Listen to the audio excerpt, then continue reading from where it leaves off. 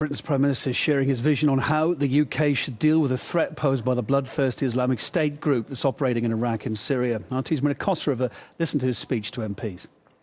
It appears that it's all about giving British authorities and the police more power. David Cameron outlined his strategy in defeating the Islamic State, and he believes to prevent Brits from going abroad to travel alongside extremists and to prevent those who already have from coming back, he would have to give more powers to police officers at the border to confiscate passports. And in case the court decides to challenge him, he is considering creating new legislation to give the Parliament the power to decide that over the court. Next, he wants British authorities to have enhanced use of exclusion zones or relocation powers. This is also something that will be debated.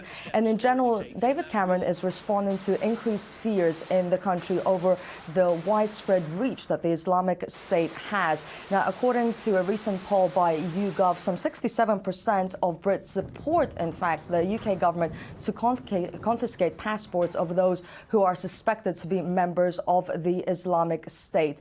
And of course, their fears are further exacerbated over the slaughter of soldier Lee Rigby in London, the beheading of American journalists by suspected British jihadists, and in fact 500 of them have already known to have traveled to Iraq and Syria. Around half of them are already back. So the danger and the threat is real, and the Brits here feel it, and the poll of course shows the results of that. And of course, the latest revelation, the fact that one of the Islamic State's key financiers was in fact the director of a Muslim faith school right here in the UK, in the city of Birmingham. And the fears here are shared by Brits. They're also shared by other European citizens and the leaders of those countries. As you can see now on your screen, everyone is saying that the Islamic State poses a direct threat to every single European country. Causing a lot of concern in Britain right now. Let's get some more comment from political and social commentator Mohammed Ansi. He's in Britain. He's in Southampton on the south coast there. Sir, thanks for being with us.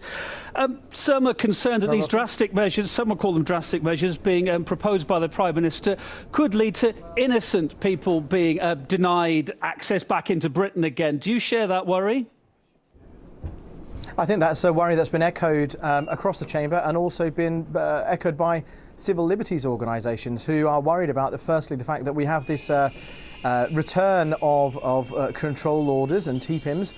I think, but before even we get to that stage, people are wondering how, when somebody's returning from Syria or from the Middle East, are we going to assess whether they've been involved in any kind of radicalisation, any kind of terrorism, or have in fact been fighting as jihadis? Well, I suppose the Prime Minister, the police would say they've maybe been under surveillance. They've got information on them anyway. I suppose there's filter processes.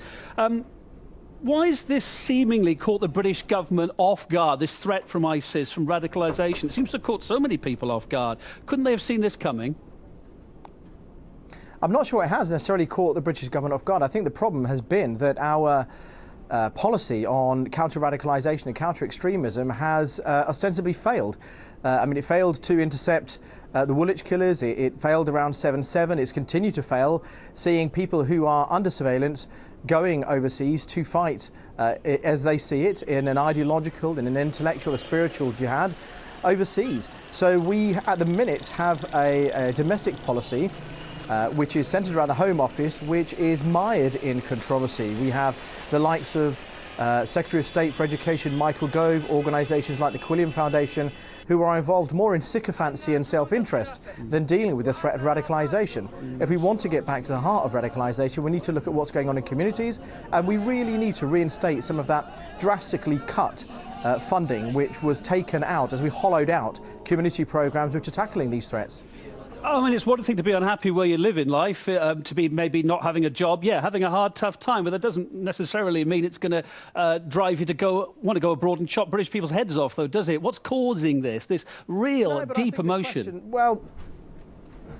The question really is, what is causing young British Muslims to turn to radical and twisted ideologies about their own faith? When you look at the British Muslim social profile, you see 80% are on or below the poverty lines. They're at the harshest end when it comes to welfare cuts, welfare reforms. Now, this isn't in any way to create an apologism for their likes of their crimes. But when we alienate young people, when we see the return of the banlieue or the ghettoisation of black and ethnic minority groups and the fast-growing, incredibly young British Muslim population, it's not hard to see how these marginalised groups, who are so poorly educated on Islam and actually what our British values, turning to the wrong kind of message. I got you. OK, Mohammed, thanks for your time. Mohammed Ansar, their political and social commentator on the line from Southampton. Appreciate it.